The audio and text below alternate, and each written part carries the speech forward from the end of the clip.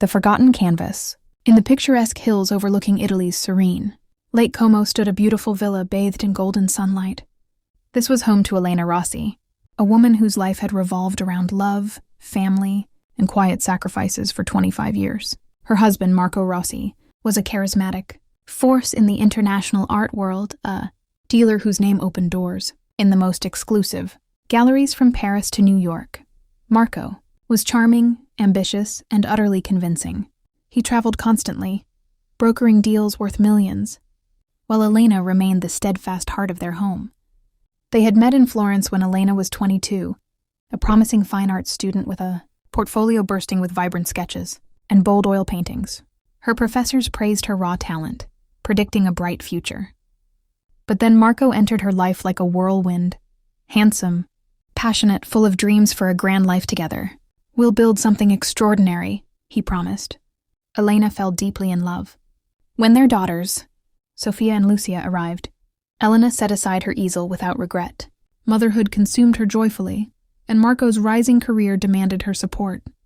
"Don't worry, amore mio," Marco would say, kissing her tenderly before boarding yet another flight. "Your time to shine will come. Right now, let me secure our future, so you can paint without worries." Elena trusted him completely. He handled everything: finances, investments, decisions.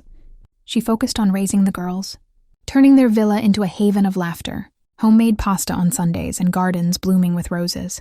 In stolen moments, she sketched in secret notebooks portraits of her sleeping daughters, dreamy landscapes of the lake at dusk.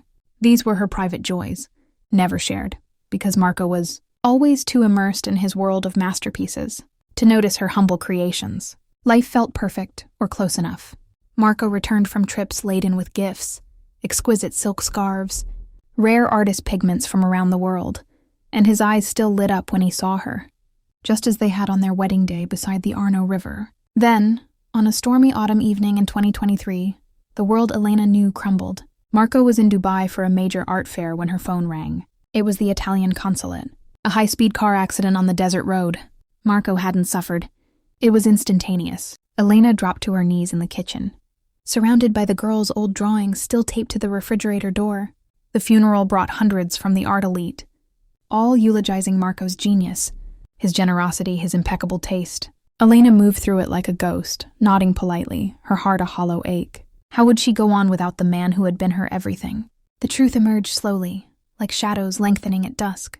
It started with insistent phone calls, angry collectors demanding deliveries of promised artworks. "Mrs. Rossi, the Basquiat deposit was wired 6 months ago. Where is it?" Elena's confusion grew. Marco had never mentioned acquiring a Basquiat. She apologized, promising to investigate, assuming simple oversights in his busy schedule.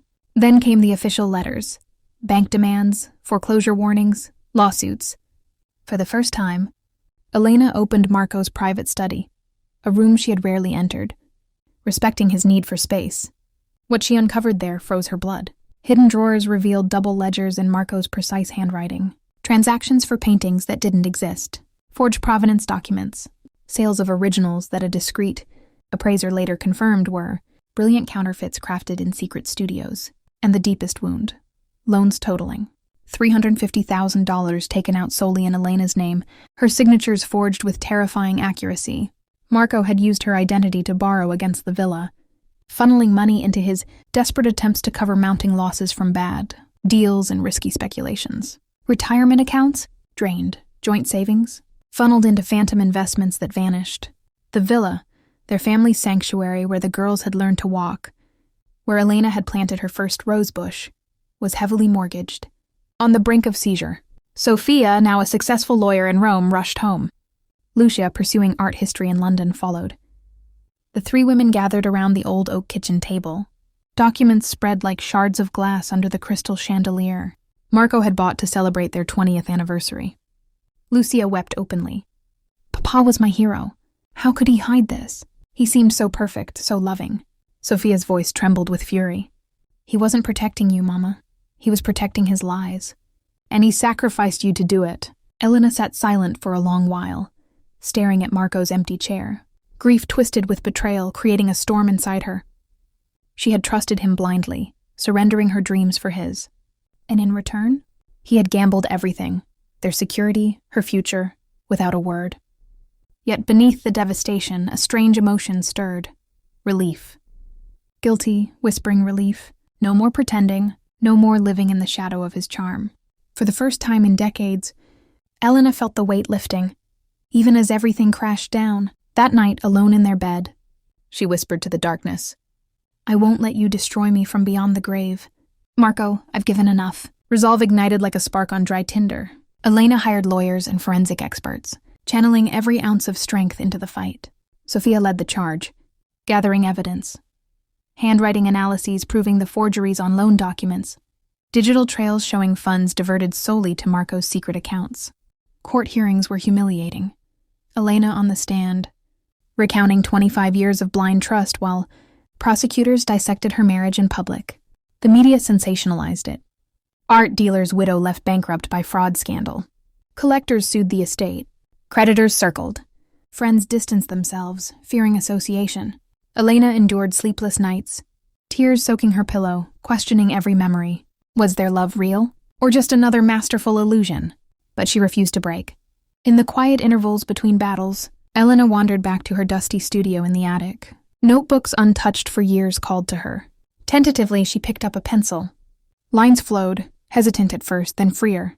She painted her pain, swirling storms over the lake representing grief. Jagged reds for anger, deep indigos for betrayal.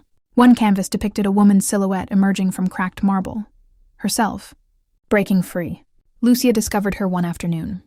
"Mama, they're breathtaking, raw, powerful. You must exhibit them."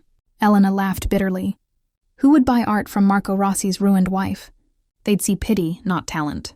But Lucia insisted, and Sophia agreed. "This is your voice. Mama, don't silence it again." With trembling hands, Elena prepared a small show at a modest gallery run by an old classmate who believed in redemption. She named it Unveiled Truths, paintings born from deception, loss, and rebirth. Opening night terrified her. In a simple navy dress, hair elegantly pinned, Elena hovered in the shadows, bracing for judgment. Instead, magic unfolded. Visitors lingered, moved to tears. A middle-aged woman stood before a canvas of fractured light-piercing darkness. "This captures surviving betrayal perfectly. It's like you painted my soul." An influential critic, who had once championed Marco, approached Elena. "Your husband trafficked in illusions," he said softly. "You create truth. Your work is profound."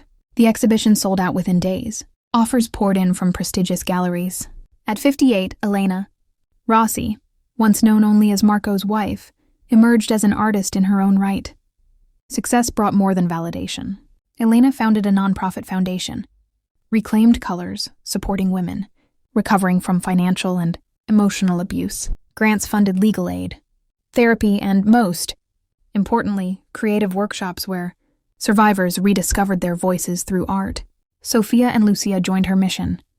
Weekends in the villa became family painting sessions, laughter echoing where tears once fell. Bonds deepened, forged anew in honesty. One golden evening, 3 years after Marco's death, Elena stood on the terrace as the sun dipped into Lake Como, painting the water in hues of amber and rose.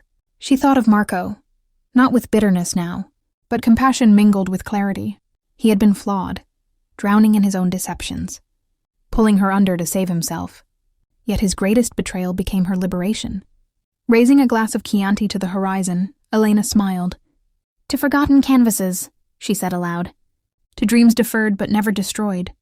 And to every woman who rises from ashes to paint her own masterpiece." Today, Elena's paintings grace museums and private collections worldwide. Her story inspires countless others, a testament that betrayal can shatter, but it cannot erase your essence. The most radiant art and lives are not born from flawless happiness. They are born from profound breaking, followed by the courageous choice to rebuild, one bold, beautiful brushstroke at a time. You are never too late to begin. Your canvas awaits.